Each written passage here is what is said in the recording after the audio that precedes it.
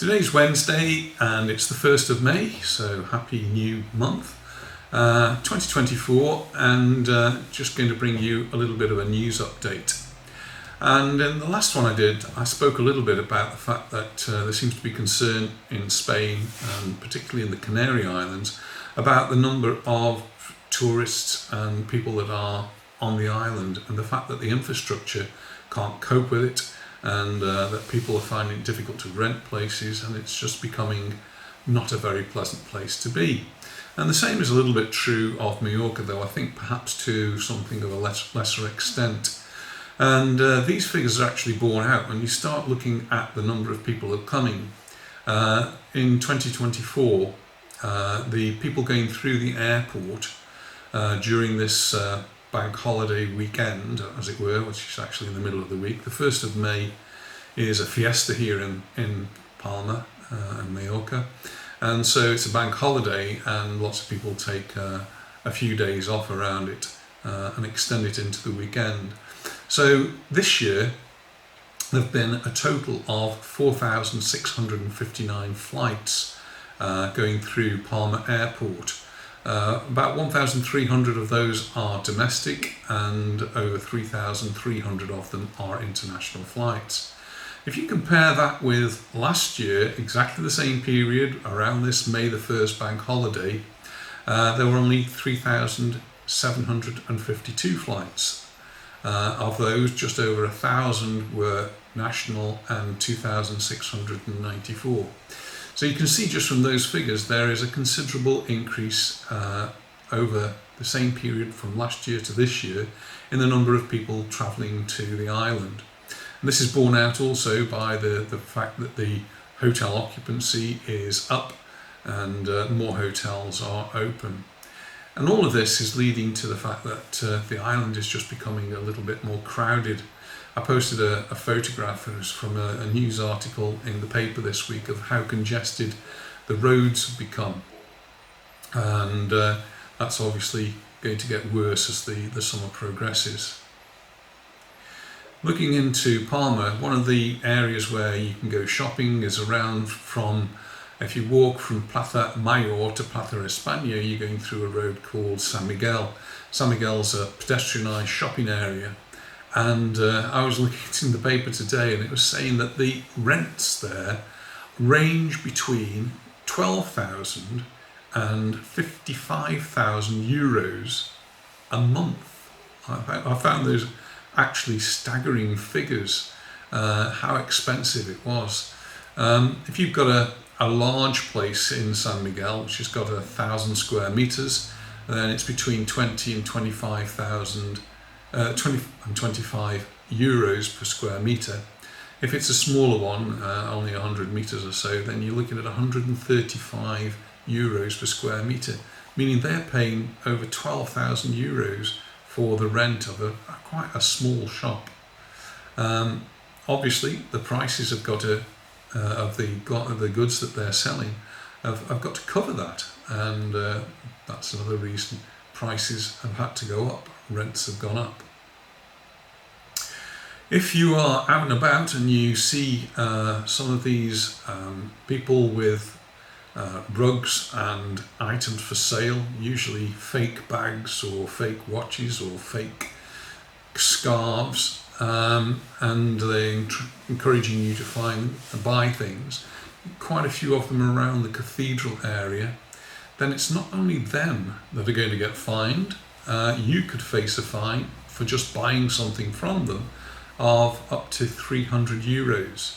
They'll be fined a lot more if they're caught, but they seem to be very, very quick. They have lookouts, and the lookouts will let them know if the police are approaching, and they draw the string and they grab the sheet with all of their bags and goods inside, and they wander off.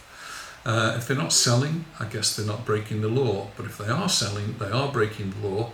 And now there's been a law passed here that if you buy something from them, then you are liable for this 300 euro fine. There are some people who are allowed to sell things on the streets, and they will have a license. If you want to sell anything in Mallorca, you need to have a license. and those people will show that license. So if it was, for example, like an ice cream van, for example, they will have a license to sell, and they must have that license on display all the time so that you can see that they are. And if there's a little pop-up market, they will have the licenses. It will say who the license holder is. And they are quite legitimate. You won't get fined for them. It's the ones that are doing it from sheets. So they spread a sheet out on the floor, they put the bags on there, and they're trying to sell you usually look-alike fake type goods. So do be careful and just avoid them. Just walk past. Don't be tempted, because you possibly could get a fine. On just Sunday night, there was this most almighty Thunderbolt that went across Palma, and it left a thunder clap that just went on for quite a long time. Scientists has actually measured how much electricity was in that Thunderbolt. I don't know how they do that, but they managed to do it somehow, and they reckon it was enough electricity to power 21,000 washing machines, or it could have illuminated a football match, a 90-minute football match on 12 different football fields all at the same time. So a huge amount of electricity in those. It did actually hit somewhere in the Avenida Herrera area, and what it did do was to knock out a lot of the traffic lights, and they were still out on Monday, and I drove into Palma, into the centre of Palma. I was heading towards Plaza España, and there were the most enormous tailbacks, worse than I've ever seen. I didn't know what it was at the time, but apparently it's because some of the traffic lights have been knocked out, and some of them are still not repaired. They said the work's going to continue today, which is Wednesday, and they hope it's going to be finished by Thursday sometime. So you might still, if you're in Palma, be experiencing delays today, and probably not just because of those, but because it is Labour Day today. People are on holiday, but it's also one of the days, because it's Labour Days, that you might find that there are protests in Palma, and people marching in the streets protesting about this or protesting about that.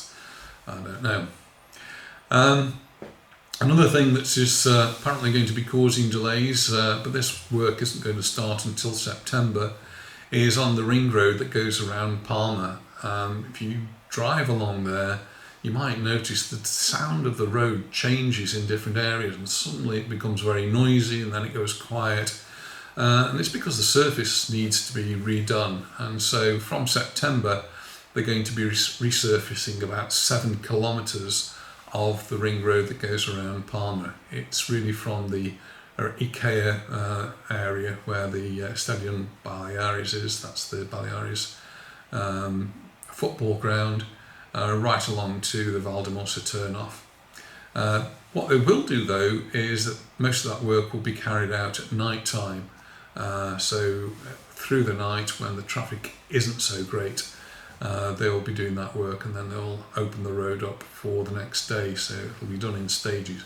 Hopefully it won't cause too much of a problem. On to some celebrity news. Ed Sheeran has been partying in Mallorca. Anita went to see Ed Sheeran a few years ago in Magaluf, and well, he must like the island. He's been back partying again in and around Puerto Portals, and on a catamaran which was anchored near to the Punta Negra, which I don't think is going to be called the Punta Negra much more, but that area.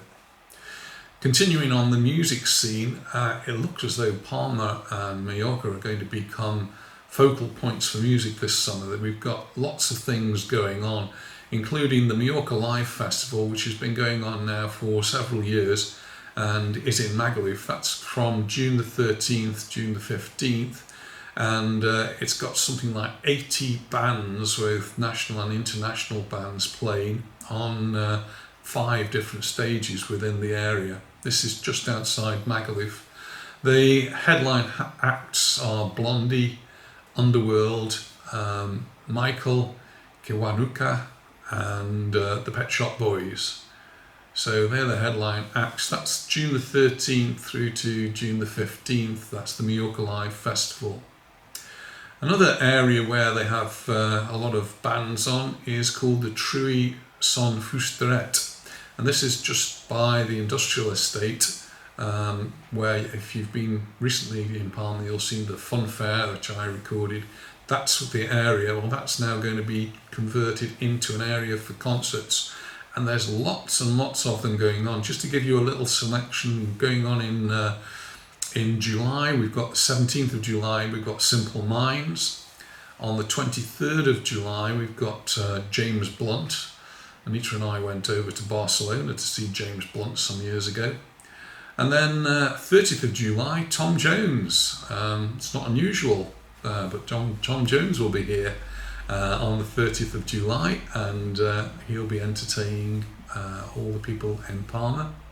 And 6th of August, I actually asked Anita if this was someone famous. Anastasia, I'm sure some of you know who that is, but it's not someone who's very well known to me. A third area where there's going to be a number of bands on, and again a selection of them here, is Port Adriano. Port Adriano, one of the up-and-coming ports, a little bit like Puerto Portals or one of the ports in Palma. They've got a number of bands on coming through this summer, including on the 28th of July, Sister Sledge. On the 2nd of August, Yuso Endor, who I didn't click with me who that was until I looked him up, and he did 7 Seconds, and that is a song that I do know. On the 3rd of August, there's a Brazilian composer and guitarist called Toquino. And another one that I have heard of was on the 10th of August, we're going to have Alphaville, and their famous song, for me anyway, is Forever Young. Anita and I were up late last night. We were watching the tennis. It was the Madrid Open, and Rafa Nadal was playing, and well, he fought and unfortunately he didn't win. But they did have a really good ceremony for him afterwards, very emotional, and he spoke, and they gave him a cup anyway. He got a trophy saying thank you for all of the years of brilliant tennis that he's brought to Madrid in particular, but to the Spain in general, and obviously very well liked and very well appreciated. I felt a little bit sorry for the guy that did actually win, because he got second place really, and by the time he had an opportunity to say anything, most of the people had actually started leaving the stadium. But sad to see Rafa go, but he's had an excellent innings over the years, and served the country well, and I'm sure we haven't seen the end of him yet. We'll see him play some more matches before he completely retires, but well done to him for all of that he's done. Continuing on with the sports news, Real Mallorca face Atletico Madrid on Saturday night. It's a 9 o'clock kickoff local time, and we should have a fairly full stadium. Hopefully we get some points out of this. Last time Atletico Madrid were here, we managed to beat them. In fact, the last couple of times we've beaten them 1-0 with goals from Mariki. So Mariki scored last week, so hopefully he can repeat the performance, and we can see some points to help us out of that potential relegation zone. It'd be good to see Mallorca lifted up just that little bit.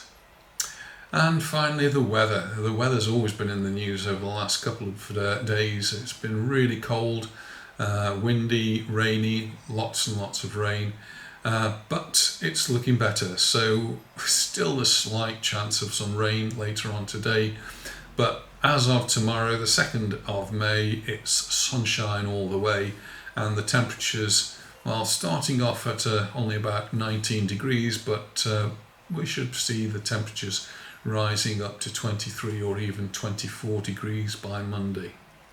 So that's the news from me here in Mallorca. Thanks very much for watching, and I look forward to seeing you in the next one.